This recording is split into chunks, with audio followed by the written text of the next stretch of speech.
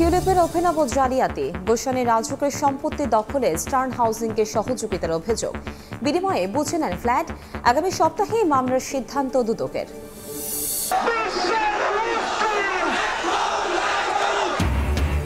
গাজায় বর্বরতার প্রতিবাদে ক্ষোভে ফুঁসছে ঢাকা।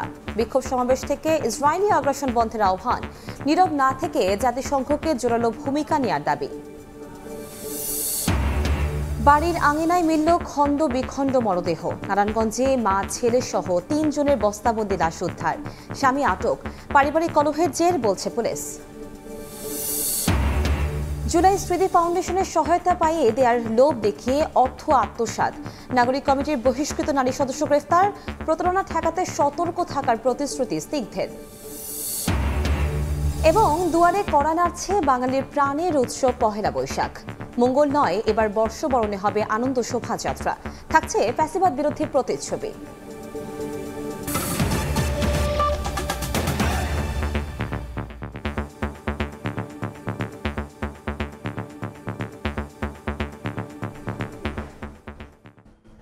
সময় সংবাদের সঙ্গে আছি আমি কনক আজাদ। ঢাকায় ব্রিটেনের সাবেক মন্ত্রী টিউলিপ সিদ্দিকীর অভিনব জালিয়াতি প্রমাণ পাওয়ার কথা জানিয়েছে দুদক। গুলশানের স্টার্ন হাউজিং লিমিটেডকে সরকারি জায়গা বেআইনিভাবে হস্তান্তরে সহযোগিতার বিনিময়ে ফ্ল্যাট উপহার নিয়েছেন তিনি। টিউলিপের প্রভাবে নিয়ম ভেঙে রাজুকের প্রায় 2 বিঘা জমি দখল ও প্লট ফ্ল্যাটের অনুমোদন করিয়ে নেয় স্টার্ন হাউজিং। এ ঘটনায় আগামী সপ্তাহে টিউলিপ ও রাজুকের সাবেক কর্মকর্তার বিরুদ্ধে মামলার সিদ্ধান্ত নিয়েছে দুদক। তাসলিম তৌহিদের রিপোর্ট।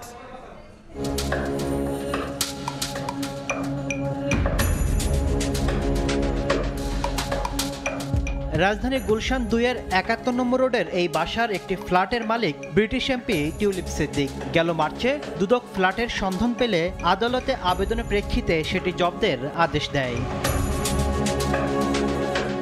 তবে ফ্ল্যাটের আদ্যপ্রান্ত খুঁজতে গিয়ে দুদক পেয়েছে পুরো প্লটটি জুড়েই অভিনব জালিয়াতির নানা ফেরিস্তি।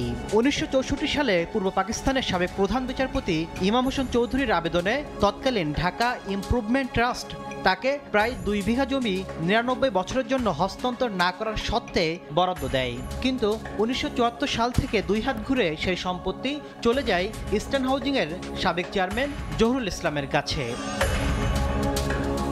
2020 সালে টিউলিপ সিদ্দিকী আপন খালা তৎকালীন প্রধানমন্ত্রী শেখ হাসিনার প্রভাব খাটিয়ে ইস্টার্ন হাউজিংকে লিগ্যাল পার্সন হিসাবে আমুক্তার অনুমোদন ও 36টি ফ্ল্যাটে বিভাজনে তৎকালীন রাজক সংশ্লিষ্টদের মাধ্যমে অনুমোদন করিয়ে নেন। বিনিময়ে একই প্লটে 201 নম্বর ফ্ল্যাটটি গ্রহণ করেন টিউলিপ। এ ঘটনায় টিউলিপ সিদ্দিক সাবেক রাজক কর্মকর্তা সর্দার মোশাররফ হোসেনকে আসামি করে আগামী সপ্তাহে মামলা করতে যাচ্ছে দুদক। আর এই অনিয়মের দায় থাকলেও মারা যাওয়ায় আসামি করার সুযোগ নেই ইস্টার্ন হাউজিংয়ের চেয়ারম্যান জহুরুল ইসলাম ও রাজুকের সাবেক কর্মকর্তা ডক্টর মোহাম্মদ সেলিমকে। আরও একটা মামলা হতে পারে, আপনি জায়গাটা হাতে না নিয়েই অত্যন্ত স্পষ্টভাবে অসৎভাবে আপনি এই জায়গাটাকে হস্তান্তর করেছেন। তাহলে এখানে কিন্তু দ্বিতীয় আরেকটা মামলা আছে, যে মামলাটা আমরা এখনো করিনি। আইনজ্ঞরা বলছেন রাজুকের প্লট বরাদ্দ বাণিজ্যিকভাবে ব্যবহারের কোনো সুযোগ নেই। সংশ্লিষ্ট কোনো বিভাগ এর দায় এড়াতে পারে না। এই যে গভর্নমেন্টের যে পলিসিটা ছিল যে স্পেসিফিক ইন্ডিভিজুয়াল সমাজের তারা এই জায়গাটা পাবে, সেখান থেকে সরে এসে যেটা বহুতল ভবন, সেখানে বহুতল ভবনের ভিতরে হচ্ছে বহুতল অনেকগুলি ফ্ল্যাট থাকবে, কমার্শিয়াল পারপাস ইউজ করা হবে। 1-2 ব্যক্তি এখানে নাম কোনো মূল্য ছাড়া তারা ফ্ল্যাট এনজয় করবে অথবা তাদেরকে আপনার ফ্যাসিলিটি দেওয়া হবে। এটা তো আসলে পারপাসটা না। এর আগে দুদক পূর্বাঞ্চলের শেখ পরিবারের 60 কাঠার প্লট জালিয়াতির মামলায় হুকুমের আসামি করেছিল টিউলিপ সিদ্দিককে। তাসলিম তৌহিদ, সময় সংবাদ, ঢাকা। দুর্নীতিবাজদের বিদেশে পাচার করা শত শত কোটি টাকার সম্পদ জব্দ করছে দুদক। কিছুদিন পরপরই চাঞ্চল্যকর এমন নানা সফলতার বার্তা জানান দেয় রাষ্ট্রীয় দুর্নীতি বিরোধী সংস্থাটি। যদিও তথ্য বলছে, বাস্তবে চিঠি চালাচালি ছাড়া সম্পদ জব্দের কোনো সিদ্ধান্ত আলোর মুখ দেখেনি। এ যাবৎকাল রাজনৈতিক বিবেচনায় সিঙ্গাপুর থেকে অর্থ ফেরত আনা ছাড়া আর কোনো সফলতা নেই দুদকের ঝুলিতে। তবে বিশেষজ্ঞরা বলছেন, আদালতের আদেশকেই বিদেশের সম্পদ জব্দ বলেই চালিয়ে দেওয়া হচ্ছে। তাসলিম তৌহিদের আরও একটি রিপোর্ট।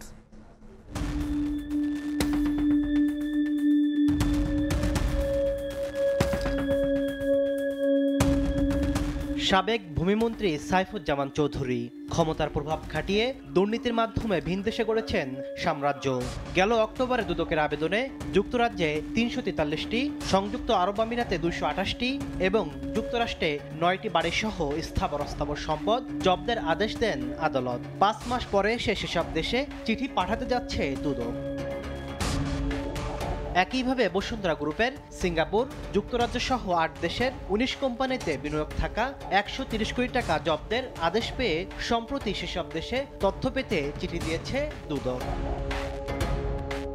নাসা গ্রুপের নজরুল ইসলাম মজুমদার, বেক্সিমকো গ্রুপের সালমান এফ রহমান সহ পট পরিবর্তনের পর বিদেশে ১৬৫ কোটি টাকার বেশি সম্পদ জব্দের আদেশ দিয়েছেন আদালত, যেগুলোকে বিদেশে সম্পদ জব্দের সফলতা হিসেবে জানান দিচ্ছে সংস্থাটি। বাস্তবতা বলছে চিঠি পাঠানোর মধ্যে সীমাবদ্ধ এসব তোড়জোড়। বিষয়টি স্বীকার করে দুদক মহাপরিচালকের দাবি, বিদেশে সম্পদ জব্দের বিষয়টি সময় সাপেক্ষ।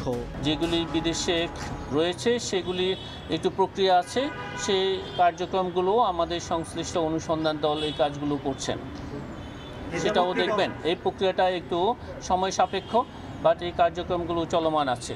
দুদকের ইতিহাস জানান দিচ্ছে, এ যাবৎকালে রাজনৈতিক বিবেচনায় আওয়ামী লীগ সরকারের সময় সিঙ্গাপুর থেকে একটি নির্দিষ্ট পরিমাণ অর্থ ফেরত এনেছিল। এর বাইরে সম্পদ জব্দ কিংবা দেশে ফেরত আনার তেমন কোনো নজির নেই। সম্পদ জব্দের আদেশ বাস্তবায়নে সক্রিয় হওয়ার তাগিদ বিশেষজ্ঞদের। সম্পদ আছে বিদেশে, এখন এইটাকেই বলে দেওয়া হচ্ছে যে বিদেশের সম্পদ ক্রোক করা হয়েছে, ফ্রিজ করা হয়েছে। আদতে এটা কিন্তু ফ্রিজ হচ্ছে না, এখানে শুধুমাত্র ফ্রিজ অথবা আপনার যেটি বলছেন যে ক্রোক, সেইটার একটা অর্ডার হচ্ছে। বিদেশে পাচার হওয়া অনেক দেশ থেকে কোনো ধরনের সহযোগিতাও পাচ্ছে না দুদক। বিভিন্ন দেশে ৭১টি চিঠি পাঠিয়ে সাড়া পেয়েছে মাত্র ২৭টির। তাসলিম তৌহিদ, সময় সংবাদ, ঢাকা। গাজায় বর্বরতার প্রতিবাদে ক্ষোভে ফুঁসছে ঢাকা। জুমার নামাজের পর বিক্ষোভ সমাবেশ থেকে ইসরায়েলি আগ্রাসন বন্ধের আহ্বান জানান মুসল্লিরা। যারা মানবাধিকার নিয়ে কথা বলে তারাই মানবতা বিরোধী কাজে লিপ্ত হয়ে হত্যাযজ্ঞ চালাচ্ছে বলে অভিযোগ বক্তাদের।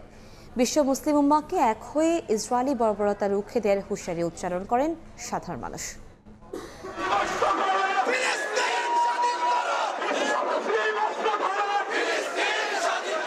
মানবতার ডাকে বর্বরতা রুখতে এই দীপ্ত উচ্চারণ। কারো হাতে ফেস্টুন, কারো হাতে বিশ্বের সবচেয়ে নির্যাতিত নিপীড়িত দেশ ফিলিস্তিনের পতাকা। শুক্রবার জুমার নামাজের পর ইসরায়েলের বর্বরোচিত হামলায় নিরীহ ফিলিস্তিনিদের হত্যার প্রতিবাদে বিক্ষোভ মিছিল বের করে ইসলামী আন্দোলন বাংলাদেশ সহ সাধারণ মুসল্লিরা। মিছিলটি জাতীয় মসজিদ বাইতুল মোকাররম উত্তর গেট থেকে শুরু হয়ে পল্টন এলাকা ঘুরে আবার ফটকে গিয়ে শেষ হয়। এর আগে নামাজ শেষ করেই বিক্ষোভ সমাবেশ করে ইসলামী যুব আন্দোলন বাংলাদেশ। এ সময় বক্তারা ইসরায়েলের প্রতি ঘৃণা জানিয়ে বিশ্ব নেতাদের দ্রুত সময়ের মধ্যে হত্যাযজ্ঞ বন্ধ করতে হস্তক্ষেপ কামনা করেন।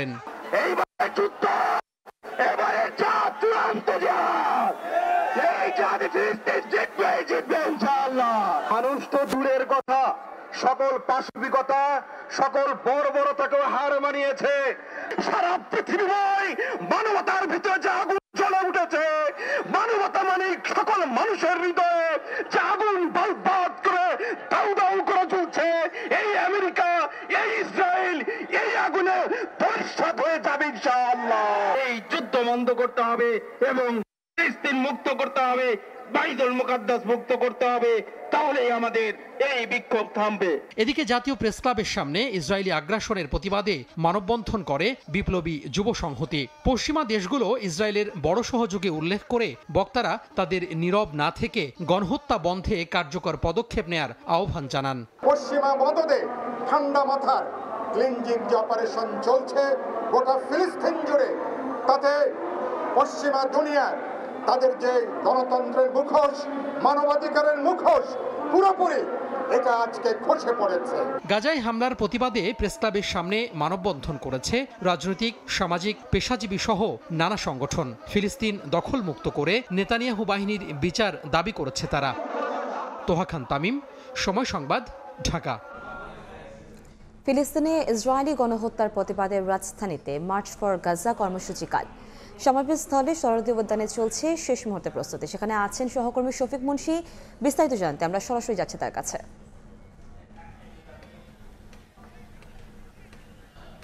ফিলিস্তিনের সাধারণ নাগরিকদের পাশে দাঁড়াতে এবং ইসরায়েলি গণহত্যা এবং আধিপত্যবাদের সবচেয়ে বড় প্রতিবাদ কর্মসূচি হিসেবে আগামীকাল মার্চ ফর গাজা কর্মসূচি পালন করার সিদ্ধান্ত নেওয়া হয়েছে। বাংলাদেশের বিভিন্ন রাজনৈতিক সামাজিক যে দলগুলো আছে, বিভিন্ন ইসলামিক স্কলার সহ অন্য যারা আছেন তাদের পক্ষ থেকে, এবং আমরা যেটা জেনেছি যে এই মার্চ ফর গাজা কর্মসূচি আগামীকাল দুপুরে অনুষ্ঠিত হবে। ঢাকার বিভিন্ন প্রান্ত থেকে র্যালি সহকারে তারা সকলে সোহরাওয়ার্দী উদ্যানে এসে একটি সমাবেশ করবে এবং আমরা এই মুহূর্তে সমাবেশ স্থলে আছি। আমরা দেখতে পাচ্ছি যে সমাবেশকে সফল করার জন্য কিন্তু এখানে বিশাল আকৃতির মঞ্চ তৈরির কাজ চলছে এবং আমরা আয়োজকদের পক্ষ থেকে যেটা জেনেছি যে আজ রাতের মধ্যেই এই মঞ্চটি তৈরির কাজ শেষ হয়ে যাবে এবং তারা জানিয়েছেন যে সারা দেশের বিভিন্ন প্রান্ত থেকে লক্ষাধিক মানুষ কালকের মার্চ ফর কর্মসূচিতে যোগ দেবে। দূর দূরান্তের অনেক লোক কিন্তু আজ সন্ধ্যার পর থেকে এই সোহরাওয়ার্দী উদ্যানে এসে অবস্থান নেবে, তারা এখানে রাত্রি যাপন করবে, এমনটাও কিন্তু আয়োজকদের পক্ষ থেকে জানানো হয়েছে। আয়োজকদের পক্ষ থেকে আরও যে বিষয়টি স্পষ্ট করে নির্দেশনা দেওয়া হয়েছে আগতদের জন্য, সেটি হচ্ছে তারা এই যেহেতু এখন বেশ তপ্ত আবহাওয়া, তার প্রেক্ষিতে তারা সবাই যেন নিজের সাথে করে পানির বোতল নিয়ে আসে, তাদের নিজেদের যে অন্যান্য ওষুধ সেগুলো যেন নিয়ে আসে এবং একই সাথে খুব সুশৃঙ্খলভাবে তারা বিশ্ব বিবেককে এই ইসরায়েলের যে গণহত্যা এবং সন্ত্রাসী কর্মকাণ্ড সেটির বিরুদ্ধে প্রতিবাদের জন্য এখানে আসার আহ্বান জানিয়েছেন এবং এই তাদের যে কর্মসূচি সেই কর্মসূচি সুচারুভাবে সম্পন্ন করার জন্য আইন শৃঙ্খলা রক্ষাকারী বাহিনী এবং বিভিন্ন রাজনৈতিক দলের স্বেচ্ছাসেবক যারা তারা ইতোমধ্যে কাজ শুরু করেছেন এবং আগামীকালকের এই কর্মসূচিতে বাংলাদেশের মানুষ সকল মত এবং পথের যারা আছেন, বিভিন্ন আদর্শের লোক যারা আছেন, সকলের সম্মিলিতভাবেই কিন্তু ইসরায়েলের বিরুদ্ধে প্রতিবাদ জানাবেন, তেমনটাই আমরা জানতে পেরেছি। তো এই ছিল আমার কাছে সোহরাওয়ার্দী উদ্যান থেকে আগামীকাল যে মার্চ ফর গাজা কর্মসূচি আছে সে ব্যাপারের প্রস্তুতির সর্বশেষ। রাজধানীতে মার্চ ফর গাজা কর্মসূচির সবশেষ প্রস্তুতি সম্পর্কে আমরা জানতে সরাসরি যুক্ত ছিলাম সোহরাওয়ার্দী উদ্যান থেকে। গাজায় ইসরায়েলি বর্বরতায় আরব দেশগুলোর ভূমিকা নিয়ে সমালোচনার মধ্যেই সৌদি আরবে আয়োজন করা হয়েছে ডিজে পার্টির। পবিত্র মদিনা শহরের খুব কাছেই আয়োজন করা হয়, জানিয়ে ক্ষোভ প্রকাশ করছেন নেটিজেনরা। এর আগে চলতি মাসে আতশবাজির উৎসব হয় কাতারেও। বাংলাদেশ সহ বিশ্বের বিভিন্ন দেশে যখন ফিলিস্তিনের পক্ষে বিক্ষোভ হচ্ছে, তখন আরব দেশগুলিতে চলছে নাচ গান আর আতশবাজির উৎসব। চলতি সপ্তাহে সৌদি আরবের আল উলার জাবাল আল ফিলে আয়োজন করা হয় ডিজে পার্টির। বিখ্যাত এলিফ্যান্ট রকের সামনে পাশ্চাত্য সুরে রাতভর নাচ গানে মেতে ওঠে তরুণ তরুণীরা, যা এরই মধ্যে সমালোচনার জন্ম দিয়েছে। সামাজিক মাধ্যমে ক্ষোভ প্রকাশ করছেন নেটিজেনরা। এর আগে চলতি মাসে উৎসবের আলোয় আলোকিত হয় কাতারের আকাশ। ইসরায়েলি বোমার আঘাতে যখন ফিলিস্তিন জ্বলছে, ঠিক তখন আতশবাজি প্রদর্শনে কোটি কোটি টাকা খরচ করেছে দেশটি। লুসাইল শহরের উৎসবে অ্যাক্রোব্যাটিক শো, আতশবাজি ও রাতের আকাশে ড্রোনের সাহায্যে বিভিন্ন আলোর খেলা দেখানো হয়। রাহানুল রানা, সময় সংবাদ। জুলাই শহীদ স্মৃতি ফাউন্ডেশনের অর্থ আত্মসাতের অভিযোগে একজনকে গ্রেফতার করেছে পুলিশ। গ্রেফতারকৃত দিলশাদ আফরিন জাতীয় নাগরিক কমিটির ফতুল্লা থানা শাখার সদস্য ছিলেন। অভিযোগ অনুযায়ী ভুক্তভোগীদের সহায়তা পাইয়ে দেওয়ার কথা বলে অর্থ হাতিয়ে নিতেন তিনি। এ নিয়ে ফাউন্ডেশনের প্রধান নির্বাহী কর্মকর্তা বলেছেন, প্রতারণার মাধ্যমে অর্থ আত্মসাৎ ঠেকাতে তারা সোচ্চার আছে। গঞ্জের ফতুল্লা থানা কমিটির বহিষ্কৃত সদস্য দিলশাদ আফরিনকে পুলিশের কাছে সোপর্দ করেছে সংগঠনটি। অভিযোগ আছে, জুলাই ফাউন্ডেশনের সহায়তা পাইয়ে দিতে ভুক্তভোগীদের কাছ থেকে নগদ টাকা হাতিয়ে নেন আফরিন। কল রেকর্ড ও হোয়াটসঅ্যাপের খুদে বার্তায়ও মেলে তার প্রতারণার প্রমাণ। 7-8 জনের থেকে 10,000 টাকা করে নিচ্ছে। 10,000 টাকা করে এই কথা বলে নিচ্ছে যে আরেকজন আহতকে আপনার 20,000 টাকা থেকে দেওয়া হবে, প্রয়োজন আপনি কলে কথা বলে। তো তারা যেহেতু 10,000 টাকা সহযোগিতা পাইতেছে, তারা ওই মনে দিয়ে দিচ্ছে। আফরিন অনেকবার আমাদেরকে অ্যাপ্রোচ করে যে কাজগুলো সে করবে, সে সবকিছু দেখবে, তাকে 50,000 টাকা সে দিতে বলে। এসব অভিযোগের পরিপ্রেক্ষিতে গত মঙ্গলবার জাতীয় নাগরিক কমিটির সদস্য পদ থেকে দিলশাদ আফরিনকে বহিষ্কার করে সংগঠনটি। পরে জুলাই শহীদ স্মৃতি ফাউন্ডেশনের অর্থ আত্মসাতের অভিযোগে তাকে গ্রেফতার করে রমনা থানা পুলিশ।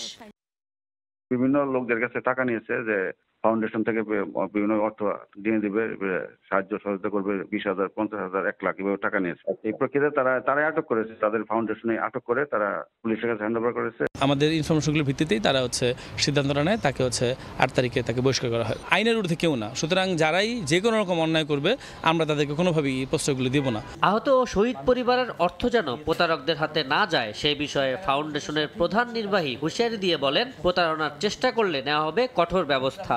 প্রতারণার ব্যাপারে আমরা সবসময় সচ্চার, যারা প্রতারকরা আছে আমরা এই জন্যই আমাদের ভেরিফিকেশন যে প্রসেসটা সেটা এতটা হার্ডভাবে করছি, যাতে যারা প্রতারক আছে যাতে আমাদের কাছে যে আমাদের টাকা আছে সেই টাকাটা যাতে ভুল মানুষের কাছে চলে না যায়। জুলাই অভ্যুত্থানে প্রকৃত ক্ষতিগ্রস্তদের যাচাই বাছাইয়ে জুলাই শহীদ স্মৃতি ফাউন্ডেশন কাজ করছে বলে জানান স্নিগ্ধ। টাকা হাতিয়ে নেওয়ার জন্য আবু সাইদ নিশান, সময় সংবাদ, ঢাকা।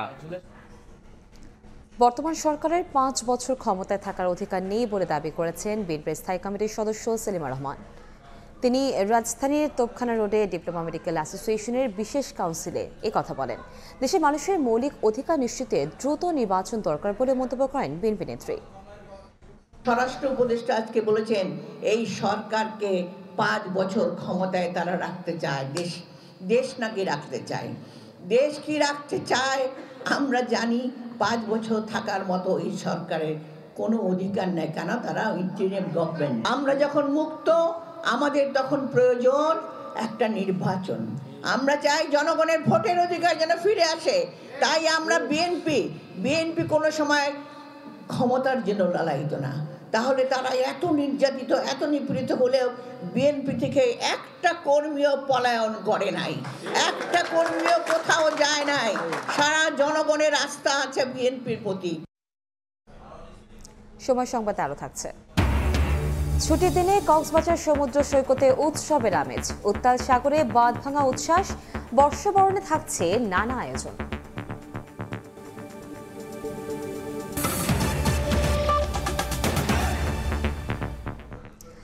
দুয়ারে কড়া নাড়ছে বাঙালির সার্বজনীন উৎসব পহেলা বৈশাখ।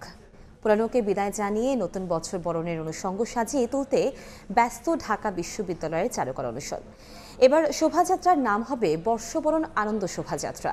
আর বৈশাখ উদযাপনের প্রতিপাদ্য নববর্ষের ঐকতান, ফ্যাসিবাদের অবসান। শোভাযাত্রায় থাকবে ফ্যাসিবাদ বিরোধী ও ফিলিস্তিনিদের প্রতি সংহতি জানিয়ে বিভিন্ন মোটিভ। সেদিন সকাল 8টা থেকে দুপুর 12টা পর্যন্ত বন্ধ থাকবে মেট্রো রেলের শাহবাগ ও ঢাকা বিশ্ববিদ্যালয় স্টেশন।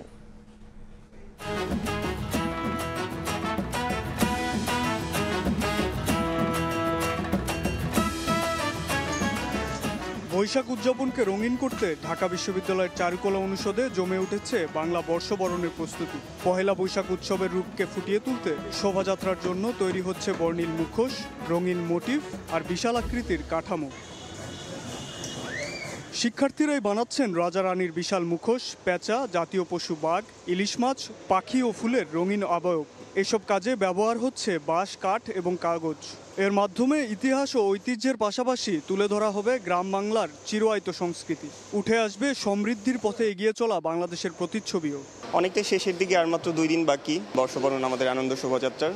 তো সব মিলিয়ে প্রস্তুতি ভালো। কিছু পটচিত্র আছে বড় বড় কাপড়ে করা, বনদেবীর, আকবরের আর বিভিন্ন রকমের রূপকথার, পেঁচা, পাখি, তারপর আমাদের স্যারদের আবার আমাদের স্টুডেন্টদের যে হচ্ছে পেইন্টিংগুলো সেগুলো আমরা বিক্রি করছি। গণঅভ্যুত্থানের কিছু আমরা মোটিভ রাখছি, যেমন পানির বোতল, তারপর হচ্ছে গিয়ে একটা ভয়ঙ্কর দৈত্যের মুখোশ। এবছর বৈশাখ উদযাপনের নানা বিষয় নিয়ে শুক্রবার সকালে ঢাকা বিশ্ববিদ্যালয়ে প্রেস ব্রিফিংয়ের আয়োজন করেন শোভাযাত্রা আয়োজন কমিটি। জানান, নববর্ষের ঐকতান, ফ্যাসিবাদের অবসান এই প্রতিপাদ্যে উদযাপিত হবে বর্ষবরণের আনুষ্ঠানিকতা। আর শোভাযাত্রার নাম ঠিক করা হয়েছে বর্ষবরণ আনন্দ শোভাযাত্রা। কিন্তু পরবর্তীতে আরো 2 জন যুক্ত হয়েছে। জুলাই অভ্যুত্থানে ঘটে যাওয়া ফ্যাসিবাদের বিরুদ্ধে মানুষের প্রতিবাদ এবারের উদযাপনে তুলে ধরা হবে বলেও জানান বিশ্ববিদ্যালয় উপাচার্য। আমরা নাম পরিবর্তন করছি না, আমরা আমাদের পুরনো নাম এবং ঐতিহ্য ফেরত যাচ্ছে, যেটা দিয়ে চারুকলার এই কার্যক্রম শুরু হয়েছে।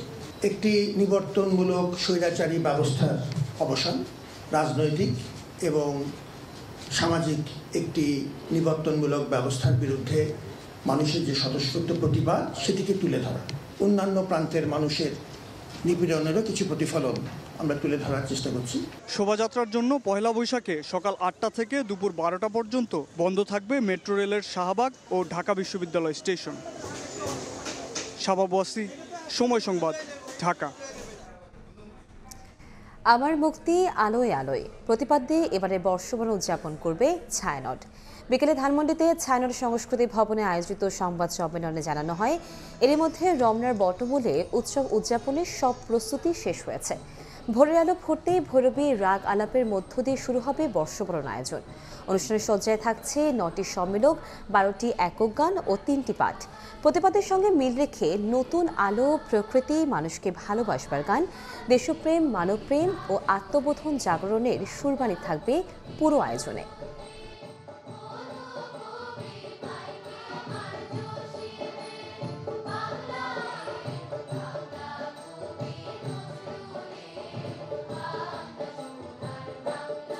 যেভাবে অনুষ্ঠান সাজিয়ে এসেছি, বছরের শুরুতে জাতি, ধর্ম, বর্ণ নির্বিশেষে সকলের মঙ্গল কামনা করে, মানবতার কথা বলে, সম্প্রীতির কথা বলে আমরা যেভাবে অনুষ্ঠান সাজাই, সেই ধারাটা আমরা করে যাচ্ছি, করব।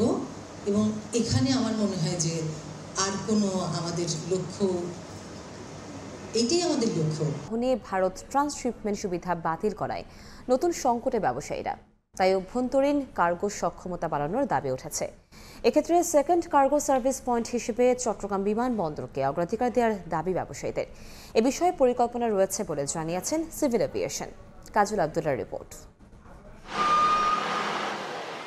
বন্দরে জটলা তৈরির অজুহাত দেখিয়ে এবার ট্রান্সশিপমেন্ট বা স্থলবন্দর থেকে ভারতীয় বিমানবন্দর পর্যন্ত পণ্য পরিবহন সুবিধা বন্ধ করেছে ভারত সরকার। এতে ভারত থেকে বিমানে পণ্য পাঠাতে নতুন সংকটে বাংলাদেশি ব্যবসায়ীরা।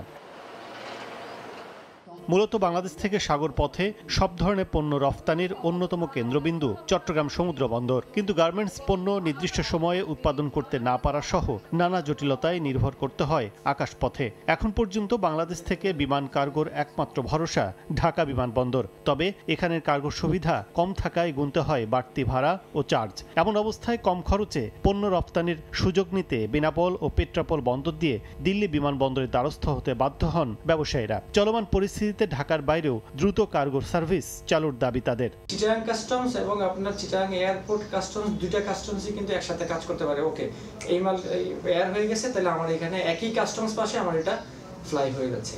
তো এভিয়েশন কোম্পানিগুলোকে এখানে definitely it's a big market, তাদের জন্য বিগ মার্কেট, কিন্তু এটাকে আমাদের মানে ডেফিনেটলি আমাদের এই সেগমেন্টগুলোকে কিন্তু আমাদের এখানে কাজ করতে হবে। সিভিল এভিয়েশন বলছে, কার্গো সার্ভিসের অবকাঠামো ও পরীক্ষা নিরীক্ষা শেষে আন্তর্জাতিক অনুমোদন রাতারাতি সম্ভব নয়। তবে চট্টগ্রাম বিমানবন্দরে কার্গো সার্ভিস চালুর জন্য আলোচনা চলছে একটি কোম্পানির সঙ্গে। চিটাগং থেকে যেন আমাদের বন্দরনগরী এবং আমাদের কমার্শিয়াল ক্যাপিটাল থেকে যেন আমরা কার্গো অপারেশন শুরু করতে হয়, সেই প্রসেসটা আমি অলরেডি শুরু করে দিয়েছি। প্রপোজালটা আমি স্টাডি করবো, করে আমাদের মন্ত্রণালয়ে পাঠাবো। যদি আমরা উইন উইন সিচুয়েশন থাকে, better we will always go head with that. তথ্য বলছে, ভারতের দিল্লি থেকে প্রতিদিন প্রায় 50 থেকে 60 টন গার্মেন্টস পণ্য ইউরোপের বিভিন্ন দেশে রফতানি করেন বাংলাদেশি ব্যবসায়ীরা। 2024 সালে যার পরিমাণ ছিল প্রায় 45,000 টন। কাজল আব্দুল্লাহ, সময় সংবাদ, ঢাকা। ট্রান্সশিপমেন্ট সুবিধা বাতিল করার পর থেকে বেনাপোল বন্দর থেকে ফেরত আসতে বাধ্য হচ্ছে বাংলাদেশের গার্মেন্টস পণ্যবাহী ট্রাকগুলো। অথচ আগে ভারতের বিমানবন্দর দিয়ে এসব পণ্য সহজেই চলে যেত ইউরোপ, আমেরিকা সহ বিভিন্ন দেশে। বেনাপোল প্রতিনিধি আজিজুল হকের তথ্য ও শাওন হোসেনের ছবিতে রিপোর্ট। বাংলাদেশি পণ্য রপ্তানির ক্ষেত্রে ট্রান্সশিপমেন্ট সুবিধা বাতিল করে এবার এই পথই বন্ধ করেছে ভারত সরকার। গেল মঙ্গলবার এই সিদ্ধান্ত জানানোর পর ভারতে ঢুকতে না পেরে বেনাপোল বন্দর থেকে ফিরে আসতে বাধ্য হয়েছে ডিএসপি এয়ার অ্যান্ড সি লিমিটেডের গার্মেন্টস পণ্যবাহী 4টি ট্রাক। আমরা যে সমস্ত মালগুলা ভারতে পাঠাতাম, ওই থেকে আপনার সিঙ্গাপুর, আমেরিকা, মালয়েশিয়া বিভিন্ন রাষ্ট্রে যাইতো, এই ইয়াগুলো বন্ধ হয়ে গেছে। আমরা এটা আগের মতন ফিরে যাই। যে সমস্ত পণ্য ভারত হয়ে থার্ড কান্ট্রিতে যাবে, এ ধরনের 4টি ট্রাক গতকাল ফেরত গেছে, যেগুলো ভারতে প্রবেশ করেনি। বাংলাদেশের আমাদের বন্দর থেকে, যেহেতু তাদের আইজিএম হয়নি নিয়ম অনুযায়ী, সেগুলো ফেরত গেছে। তবে ভারতের এমন সিদ্ধান্তে বাংলাদেশ বড় ধরনের ক্ষতির মুখে পড়বে না বলে দাবি বেনাপোল সিএনডেফ অ্যাসোসিয়েশনের। বাংলাদেশ এবং ভারতের সাথে যে বাণিজ্যিক সম্পর্ক, ভারতের এই সিদ্ধান্তের ফলে এটা একটা বিরূপ প্রতিক্রিয়া সৃষ্টি হবে বলে আমার মনে হয়। আমরা আশা করব দুই দেশের বাণিজ্য সম্প্রসারণের ক্ষেত্রে ভারত এই যে সুবিধা প্রত্যাহার করেছে সেটি আবার পুনর্বল করবে বলে আমরা আশা করছি। প্রতিদিন বেনাপোল বন্দর দিয়ে 250 থেকে 300 ট্রাক পণ্য যায় ভারতে। এর 5% ভারত থেকে কার্গো বিমানে যায় ইউরোপ সহ বিভিন্ন দেশে। সময় সংবাদ, বেনাপোল। এদিকে ট্রান্সশিপমেন্ট সুবিধা বাতিলের ধাক্কা সামলাতে আকাশপথে পণ্য পরিবহনের খরচ কমানো ও বিমানবন্দরে কার্গো সুবিধা বাড়ানোর তাগিদ দিয়েছেন ব্যবসায়ী ও অর্থনীতিবিদরা। পাশাপাশি রফতানি বাণিজ্যে বাধা এড়াতে ভারতের সঙ্গে কূটনৈতিক আলোচনা জোরদার করার পরামর্শ তাদের। ইয়ানুর শিফাতের প্রতিবেদন। সম্পর্কের টানাপোড়েনের মধ্যেই ভারতের বন্দর ব্যবহার করে তৃতীয় দেশে পণ্য রফতানি করতে বাংলাদেশকে দেয়া ট্রান্সশিপমেন্ট সুবিধা প্রত্যাহার করেছে দেশটি। কারণ হিসেবে জানানো হয়েছে তাদের রফতানি বিঘ্নিত হওয়া এবং বিমানবন্দর ও অন্যান্য বন্দরে পণ্যজট কমাতেই নেওয়া হয়েছে এই সিদ্ধান্ত। তবে এতে নেপাল ও ভুটানের সঙ্গে বাংলাদেশের বাণিজ্যে কোনো প্রভাব পড়বে না বলে দাবি ভারতের। স্থলপথে কোনো সমস্যা না হলেও এই সিদ্ধান্তে ভারতের বিমানবন্দর ব্যবহার করে কোনো পণ্য রফতানি করতে পারবে না বাংলাদেশ, এমনটা উল্লেখ করে সাময়িক এই সংকটও সহজেই সমাধান করা সম্ভব বলে মনে করেন বাণিজ্য উপদেষ্টা। ট্রান্সশিপমেন্ট তো রাস্তার যেটা যাচ্ছে সেখানে তো আমাদের কোনো সংকট তৈরি হয়নি, শুধু এটা এয়ারপোর্ট রিলেটেড একটা সংকট। নিজেরাই ক্যারি করার সক্ষমতা বৃদ্ধির মাধ্যমে আমাদের এই সমস্যার অতি দ্রুত সমাধান করবেন। ব্যবসায়ীরাও একমত। তবে দেশের বিমানবন্দর দিয়ে আকাশপথে পণ্য পরিবহন সুবিধা বাড়ানোর সঙ্গে খরচ কমানোর উদ্যোগ নিতে হবে সরকারকে। কেন আমাকে $5 থেকে $60 পর্যন্ত মানে পার কেজিতে দিতে হয়, এইটা একটু সরকারের খতিয়ে দেখা দরকার। বিদেশি এয়ারলাইন্সগুলির এই মনোপলি ব্যবসাটা বন্ধ করতে হবে। বিমান বাংলাদেশ এই ক্ষেত্রে কেন চুপচাপ বসে আছে সেটা একটু দেখা দরকার। রফতানি বাণিজ্য সম্প্রসারণের পথে ভারতের কোনো সিদ্ধান্ত যেন বাধা তৈরি করতে না পারে সেজন্য দেশটির সঙ্গে কূটনৈতিক আলাপ আলোচনা জোরদারের আহ্বান জানান অর্থনীতিবিদরা। বাংলাদেশের ভারতে নিযুক্ত হাইকমিশনার, তার এখন প্রধান দায়িত্ব হচ্ছে এটা আলাপ আলোচনা করে এই অচল অবস্থা অবসানের উদ্যোগ গ্রহণ করা। ভারতের নতুন সিদ্ধান্ত আঞ্চলিক বাণিজ্যে প্রভাব ফেলতে পারে উল্লেখ করে রফতানি বহুমুখীকরণের ওপর গুরুত্ব দিয়েছেন তারা। ইয়ানুর শিফাত, সময় সংবাদ, ঢাকা। সব জল্পনা কল্পনার অবসান শেষে শুরু হচ্ছে মাতারবাড়ি গভীর সমুদ্র বন্দরের নির্মাণ কাজ। 22 এপ্রিল ঢাকায় জাপানি প্রতিষ্ঠানের সাথে চুক্তি স্বাক্ষরের পরেই শুরু হবে ৬,২০০ কোটি টাকা ব্যয়ে দুটি জেটির সমন্বয়ে একটি টার্মিনাল নির্মাণ। নানামুখী জটিলতায় বারবার পিছিয়েছে ২৪,০০০ কোটি টাকার এই মেগা প্রকল্প। স্বাক্ষর টিপুর ক্যামেরায় বিস্তারিত জানাচ্ছেন কমল দে।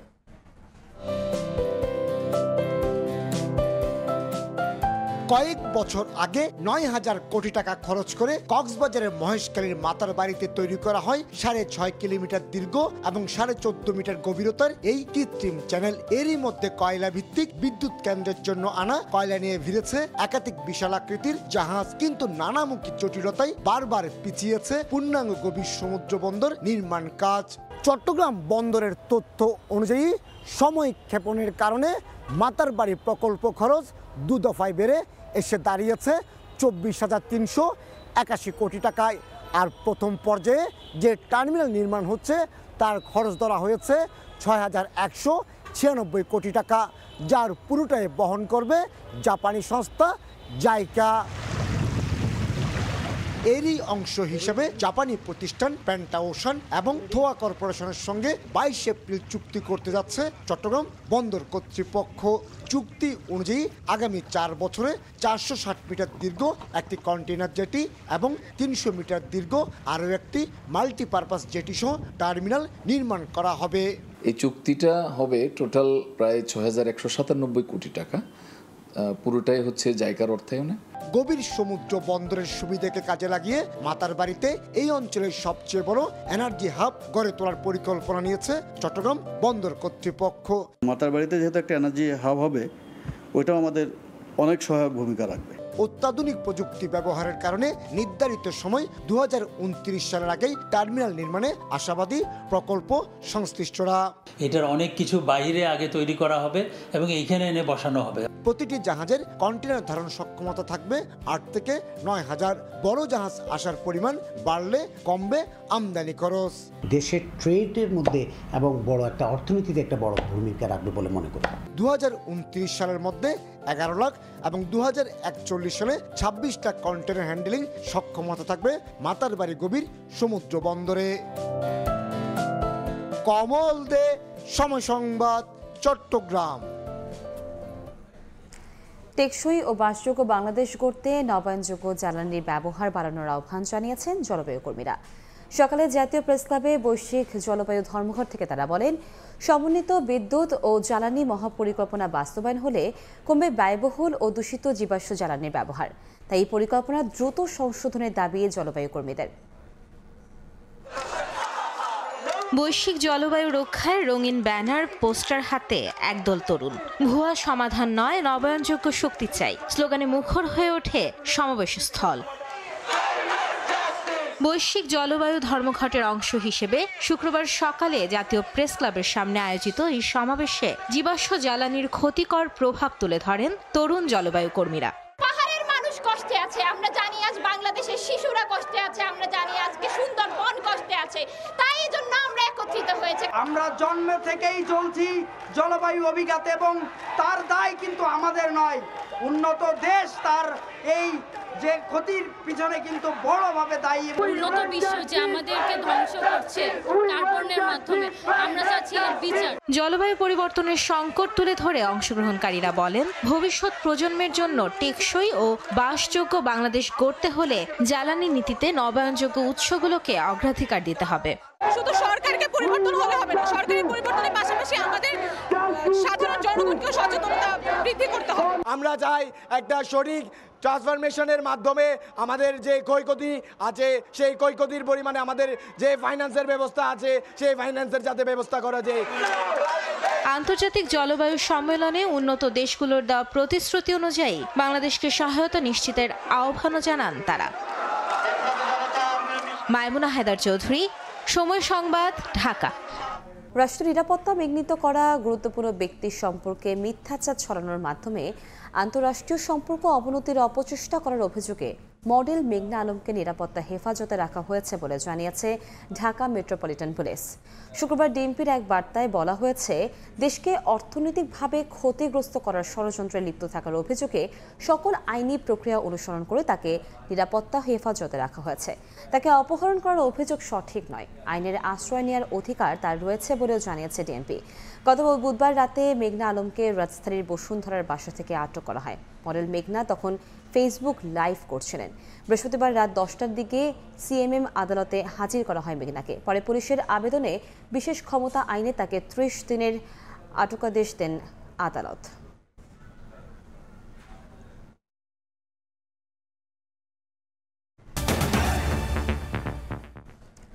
সপ্তাহ ব্যবধানে মাংসের দামে স্বস্তি থাকলেও বেশ চড়া মাছের বাজার।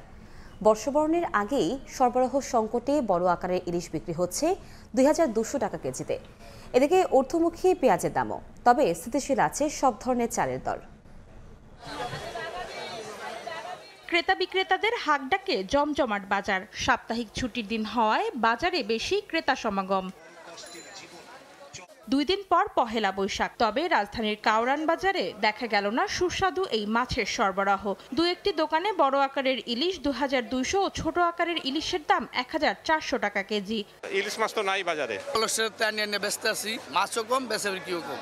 মাছ মানে সরবরাহ কম থাকায় একটু দাম বেশি। সপ্তাহ ব্যবধানে বাজারে মুরগির মাংসের দাম কমেছে কেজিতে 20 থেকে 30 টাকা। নিম্নমুখী গরুর মাংসের দামও। আপনার ঈদের পরের সপ্তাহ তো এই সপ্তাহে মুরগির রেট কম। খামার যেগুলো ঈদ উপলক্ষে বন্ধ ছিল এগুলো সব পেয়ে চালু হয়েছে। তবে সহনীয় পর্যায়ে রয়েছে সবজির দাম। কিছু সবজির দর কেজিতে বেড়েছে 10 থেকে 20 টাকা। ঊর্ধ্বমুখী পেঁয়াজের দরও আগে থেকে কেজিতে 2 টাকা 3 টাকা বাড়তি। এখন পেঁয়াজের দাম বাড়তে আছে, পেঁয়াজ এখন রাখি করতেছ তো এখন একটু মানে দাম বেশি হবে। শীতের সবজি যেগুলো শেষ হয়ে গেছে, মেইনলি চিচিঙ্গা, তারপরে বরবটি, টমেটো টমেটোর এগুলোর দাম একটু বেশি। প্রত্যেকটা সবজি 60-70 টাকার মধ্যে আছে। সবজির দাম তো কম, এভাবে যদি থাকে সাধারণ মানুষেরা খুব ভালো করে খেতে পারবে আর কি। রমজানের তুলনায় এখন প্রতি কেজিতে 10 টাকা 20 টাকা বাড়ছে। দাম বাড়েনি মুদি পণ্যের। তেলের দাম বৃদ্ধি নিয়ে বাজারে আলোচনা থাকলেও আগে নির্ধারিত মূল্যে বিক্রি হচ্ছে এই পণ্য। অন্তরা সেন, সময় সংবাদ, ঢাকা। সাপ্তাহিক ছুটির দিনে কক্সবাজার সমুদ্র সৈকতে ঢল নেমেছে ভ্রমণ পিপাসুর। নোনা জলে আনন্দ উল্লাসের পাশাপাশি মেতেছেন বিচ বাইক, জেটস্কিতে। তীব্র গরমের মাঝে পর্যটকদের স্বস্তি এনে দিয়েছেন কয়েক মিনিটের বৃষ্টি। ফরাজের ক্যামেরায় বিস্তারিত জানাচ্ছেন সুজাউদ্দিন রুবেল। পাল্টে গেছে ঋতু, পরিবর্তন এসেছে প্রকৃতিতে, তবে বদলায়নি কক্সবাজার সমুদ্র সৈকতে চিত্র। ঈদের টানা ছুটি শেষ হলেও এখনও পর্যটকের উপচে পড়া ভিড়। নোনাজল কিংবা বালিয়াড়ি, ছুটির দিনে সবখানেই চলছে আনন্দ উল্লাস। পর্যটকরা মেতেছেন বিচ বাইক, জেট স্কি, ঘোড়ার পিঠে কিংবা ছবি তোলায়। দোহার থেকে আমরা এখানে ঘুরতে আসছি, খুবই মজা লাগছে। বৃষ্টির পরে পানির ঢেউটা অনেক ভালো। হোটেল কর্তৃপক্ষ বলছে পর্যটকদের আনন্দ দিতে পহেলা বৈশাখের জন্য প্রস্তুতি নিচ্ছেন তারা। সকল ধরনের প্রস্তুতি আমরা গ্রহণ করছি। আশা করছি যেসব পর্যটকরা আসবেন এই কক্সবাজারে তারা কিন্তু একটা বাঙালিয়ানা একটা ছোঁয়া পাবেন।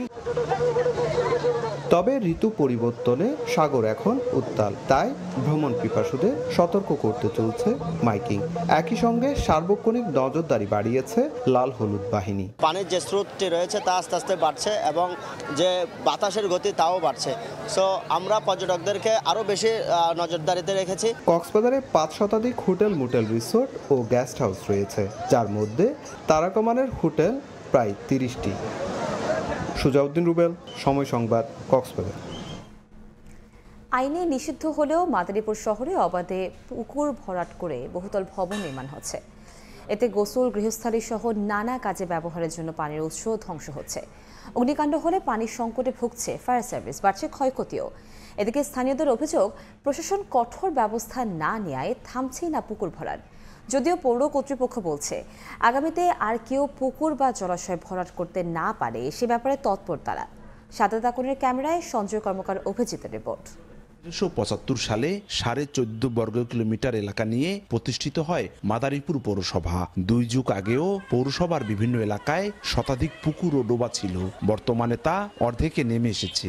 এলাকাবাসীর অভিযোগ, ক্ষমতার দাপটে জলাশয় ভরাট করছে এক শ্রেণীর প্রভাবশালী। পরে সেখানে নির্মাণ করা হচ্ছে বহুতল ভবন, মার্কেট আর কারখানা। ফলে অগ্নিকাণ্ডে পানির উৎস কমে যাওয়ায় বাড়ছে ক্ষয়ক্ষতি। ক্ষুব্ধ বাসিন্দারাও।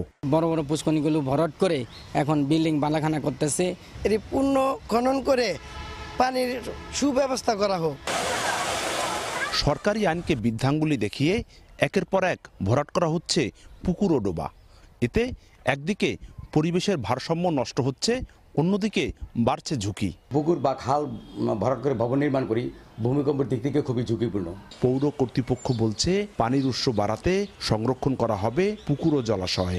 যদি ব্যক্তি মালিকানাধীন হয় তো তাকে উদ্বুদ্ধ করে পুকুরটা যেন সংরক্ষণ করে সে ব্যবস্থা আমরা নিচ্ছি এবং এটা অব্যাহত থাকবে। মাদারীপুর পৌরসভার 9টি ওয়ার্ডের 34টি মৌজায় 2.25 লাখ মানুষের বসবাস। সঞ্জয় কর্মকার, অভিজিৎ, সময় সংবাদ, মাদারীপুর। যুক্তরাষ্ট্রের নিউ ইয়র্কে একটি যাত্রীবাহী হেলিকপ্টার বিধ্বস্ত হয়ে 3 শিশুসহ 6 জন নিহত হয়েছেন। স্থানীয় সময় বৃহস্পতিবার বিকেলে হাডসন নদীতে দুর্ঘটনা ঘটে। নিহতদের মধ্যে একজন পাইলট ও বাকিরা স্পেন থেকে আসা একই পরিবারের সদস্য। নিউ ইয়র্ক থেকে হাসানুজ্জামান সাকির রিপোর্ট।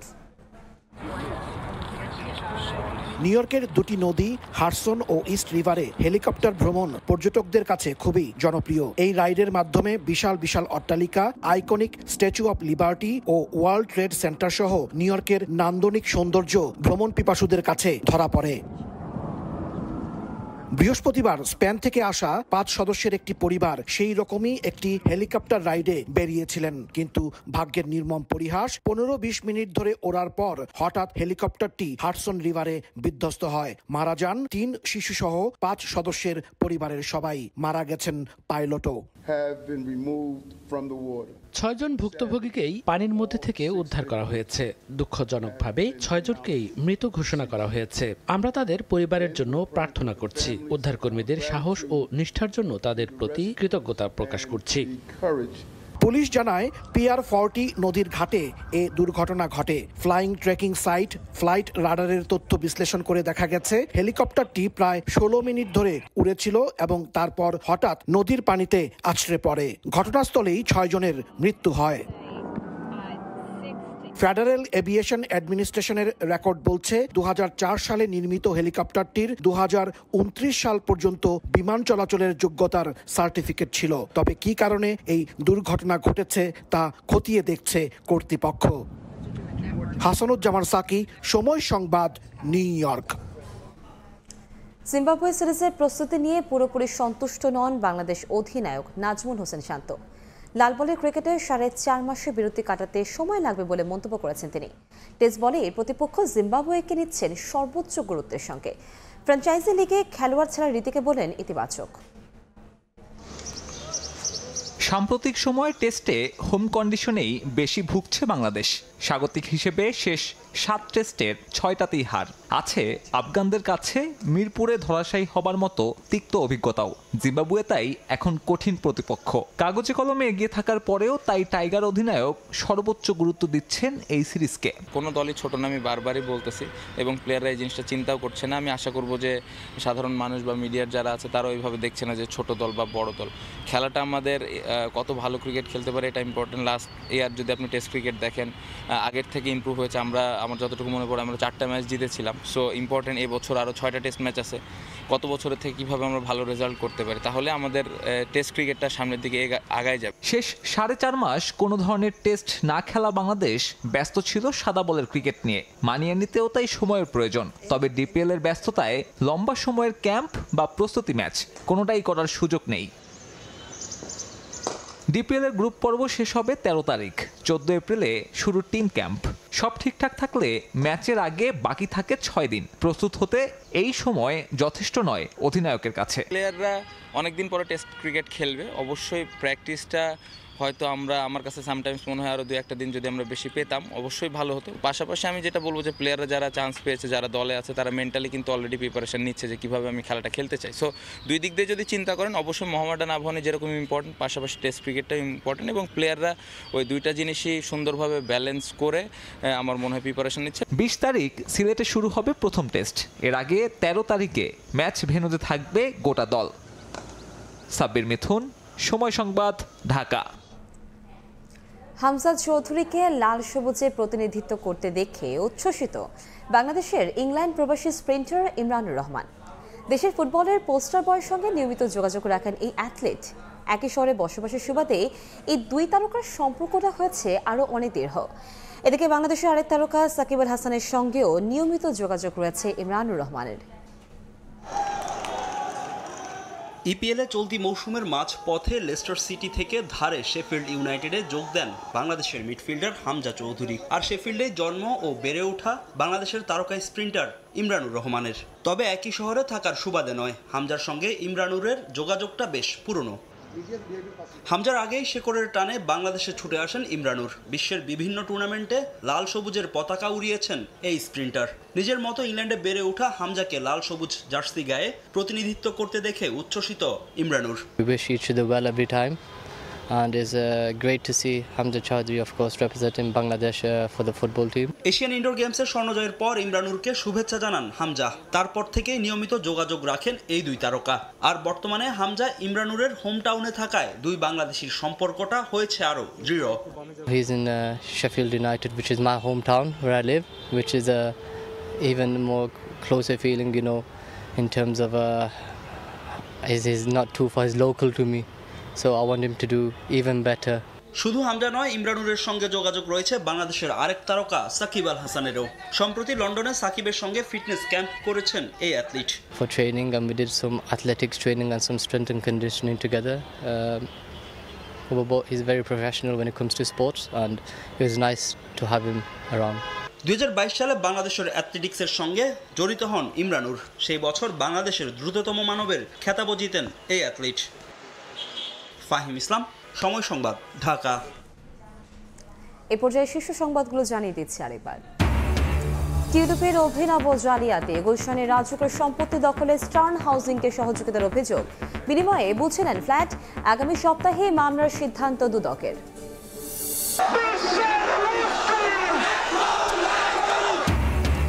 গাজায় বর্বরতার প্রতিবাদে ক্ষোভে ফুঁসছে ঢাকা। বিক্ষোভ সমাবেশ থেকে ইসরায়েলি আগ্রাসন বন্ধের আহ্বান, নীরব না থেকে জাতিসংঘকে জোরালো ভূমিকা নেওয়ার দাবি।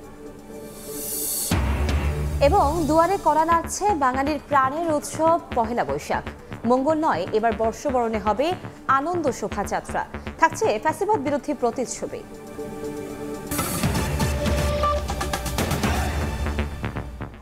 এ ছিল সময় সংবাদে, সঙ্গে থাকুন সময়ের।